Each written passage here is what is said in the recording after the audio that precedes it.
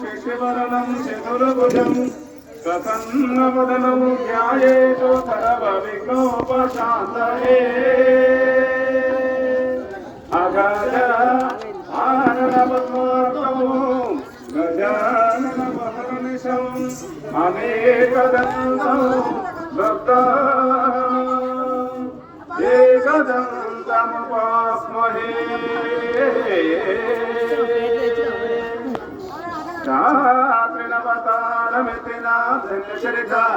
నీదు మైమం బదులియత హరియర బ్రహ్మాదలం ధరణిదాసుని బ్రహ్మ నమో భారత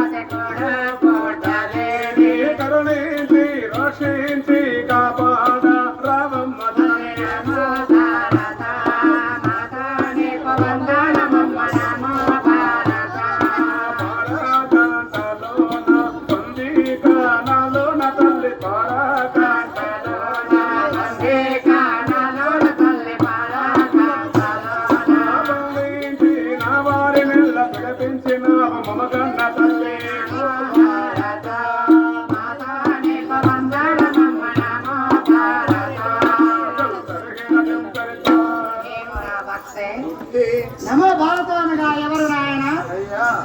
వీరాది వీరుండగల మన భారత మాత ఝాన్సీ లక్ష్మీబాయి, వల్లభాయ్ పటేల్, భగత్ సింగ్, చంద్రశేఖర్, అల్లూరి సీతారామరాజు, మహాత్మా గాంధీ వీరాది వీరులగల మన భారత మాత తెలుగు గడ్డమే జన్మించాడు కాబట్టి అట్టి భారత మాత ఇంకా భక్తులు ఉన్నారు కాబట్టి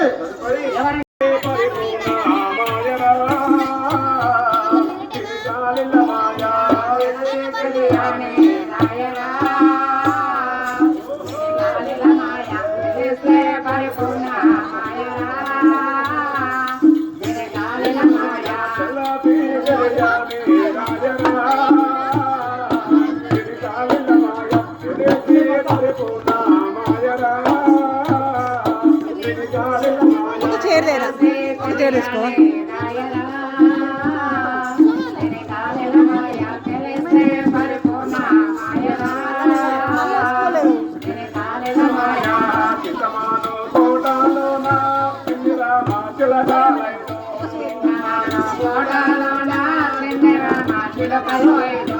అందులో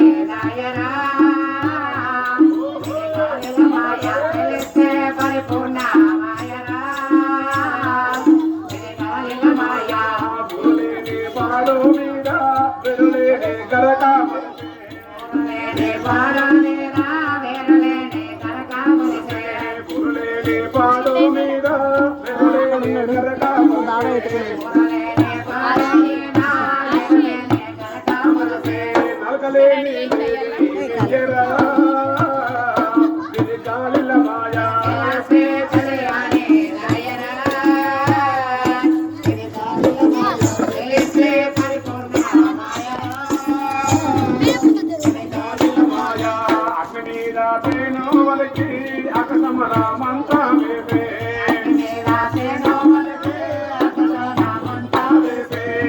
లక్ష్మి కావాలుండేరా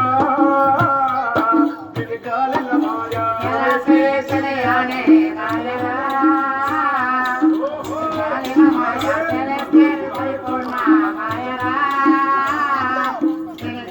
మాయా బురమిడ ప్రేమీనే దొంగ ఉన్నగొంపకు హక్కి కలిగే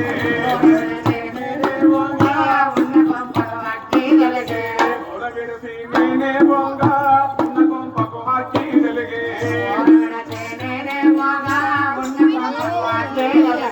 కుపగాలి అప్పే తీరరా ఇది గాలిల మాయా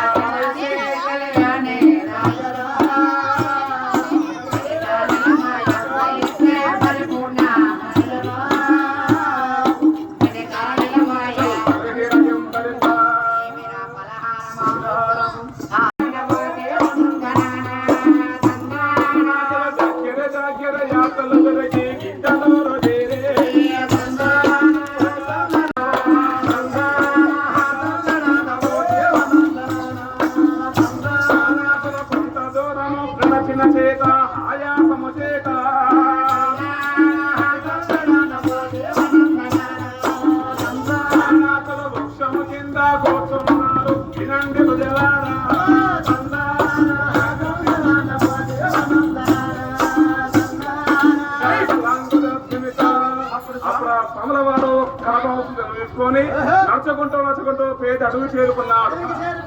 అడుగు చేరుకోగల పాడుబడ్డ మన నూటి శివాలయము ఆంజనేయ స్వామి ఒక రాగి చెట్టు 3 గుర్తులు ఉన్నాడు భక్తులారా. ఆడికి రాగానే బ్రహ్మంగా సిద్ధంగా అర్థంగా వచ్చి ఏమంటున్నాడు నాయన బిడ్డ సిద్ధ బ్రహ్మము నాయన ఉంటాడు ఎలా ఉంటాడో చెప్పు స్వామి అన్నాడు సిద్ధయ్య. అప్పుడు ఆ వీరబ్రహ్మంగా సిద్ధ శబాష్ కూర్చో అని సిద్ధయ్య గారికి చెప్తుండగా అక్కడికి మాల్య అక్కయ్య గారు వచ్చేలా వింటున్నారు నాయన. లాలి లాలమ్మ లాలి లాలమ్మ లాలి లాలమ్మ లాలి లాలి నీడల వదన్నాడు వీరబ్రహ్మగురుడు లాలి లాలమ్మ లాలి లాలమ్మ లాలి లాలమ్మ లాలి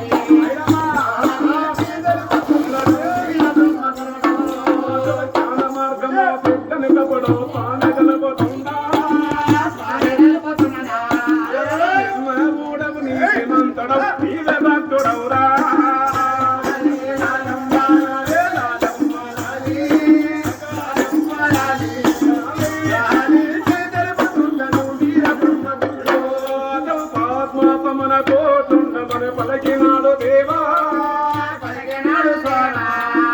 సప్త సూత్రముల తలపిన విడప చెడు చక్రము చూపే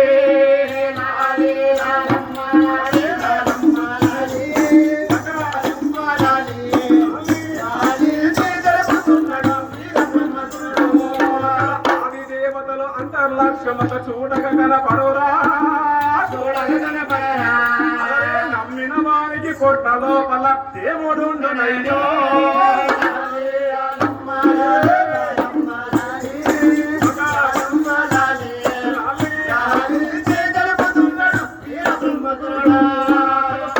గారికి స్వామికుల పగ చెట్టు చాటు నుండి అది అక్కడ మొదల ఉండి మరియు విన్నరయ్యో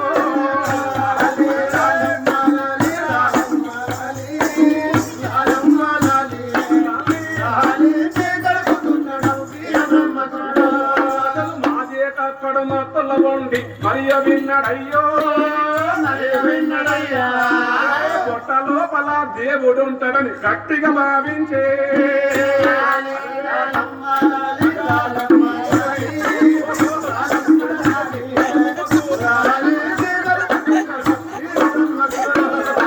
పొట్ట లోపల దేవుడు ఉంటాడని గట్టిగా భావించే పరుగున పోయి కోసిని కోసిన పరుగు నుంచి వెళ్ళే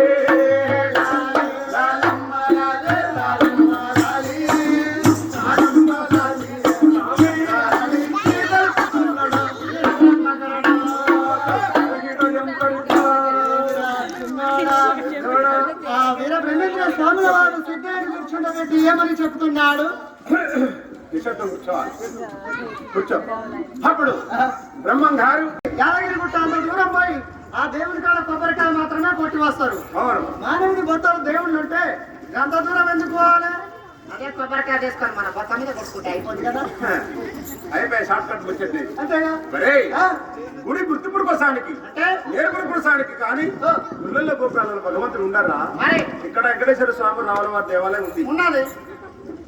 ఏ వ్యక్తి కానీ పొద్దుగాల డ్యూటీకి పోతే చెప్పులు పక్క గడిచి బండి ఆపి స్వామి నేను పోయే పని విజయం కావాలని మొక్కుతాడు. అదే గుడి లేకపోతే అలాగే వెళ్ళిపోతాడు, సరాసరి వెళ్ళిపోతాడు. గుడి గుర్తింపుడు కోసానికి నేర్పుడు కోసానికి కానీ గుళ్ళల్లో గోపురాల దేవుడు ఉండడు. కొబ్బరికాయ కొట్టి ఏం చేస్తాం? ప్రసాదం చేస్తాం. ఎవరు పెడతాం? భక్తులకు పెడతాం. మళ్ళీ నువ్వే తింటావు, భక్తులు పెడతావు. అది ఎక్కడ అర్పితం అవుతుంది? బొత్తలోనికే పోతుంది. మళ్ళీ పుట్ట దేవునికి అర్పితం అవుతుంది. సూపులు అక్కడ, మేపులు ఇక్కడ. గుళ్ళల్లో గోపురాలలో దేవుడు ఉండడు బిడ్డ. మానవుని హృదయాన్ని భగవంతుడు గుడి కట్టుకుని ఉంటాడు. దయా, దాక్షిణము, గుణము ఏమున్న వాడికి గుడి కట్టుకుని ఉంటే ఆలయాన్ని చూసావా? వడ్ల మూట ఎందుకు? అవి అమ్ముకొని నీ కళ్ళు తాగుతా. ఈ అమ్ముకొని కళ్ళు తాగుతావు. నిన్నెక్క పోను, నిన్ను మోసుకపోను. నేను పిల్లలు అందరు కలిసి అమ్మ పువ్వ, అయ్యా పువ్వ, ఆకలి ఆకలి ఆకలి అంటూ ఉంటే నేను చాటా చీపురు పట్టుకొని దొరవాడి కళ్ళాలు ఊకి ఒట్లు ఊక్కొని తీసుకొచ్చి వాళ్ళకు దంచి పెడతామని నేను తీసుకొస్తుంటే ఈ మూట ఇస్తే అమ్ముకొని పోయి తాగుతావు. నిన్ను బొందల పెట్టా చెప్పబడి రెండు తడిచి ఒట్ల పూట గుంజుకుంటూ కట్టాడు. శబ్బాష్ నువ్వు కూడా అనిపించుకోండు. గుంజుకొని సౌకర్యం నమ్ముకుంటూ 100 రూపాయలు వచ్చింది. వస్తే 100 బట్టి అల్లు దుకాణం పోయి 2 కేసుల కుటుంబ గుద్దిండు. బుద్ధి సోరుకుంటూ ఇంటికి వస్తుంది. వచ్చి ఇంటి కడ కట్టెట్టున్నది. ఎలా అవ్వా మాకు ఆకలి అవుతుందా తల్లి? మాకు కొంచెం అన్నం పెట్టవని 10 మంది పిల్లగాళ్ళు బోరు అని ఏడుస్తున్నట్ట. ఏడిస్తే 10 మంది పిల్లల దుఃఖం చూసి తల్లి ఏం చేస్తుందిరా? ఏదైతే ఇన్ని పూరీలన్నా చేసి పెట్టకపోయింది.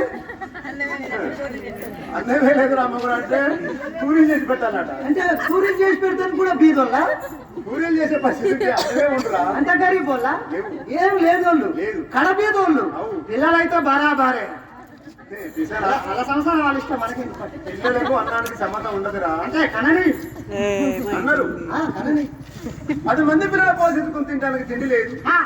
ఆ ఇంటి ఆ రోజు మాత్రం ఏమి లేవు. అయ్యో ఆ తల్లి ఏం చేస్తుందిరా? ఏం చేసింది? అయ్యో నా భర్త కళ్ళుకు తాగుబోతు బానిస అయిపోయి ఏం లేదని చెప్పి సొలుకుంటూ వచ్చిన భర్తని గమనించి ఆ తల్లి మాత్రం ఎన్నడో దించిన ఉలుకలు తీసి రోడ్డు పోసి దంచుడు మొదలు పెడితే తౌడు మారిందట.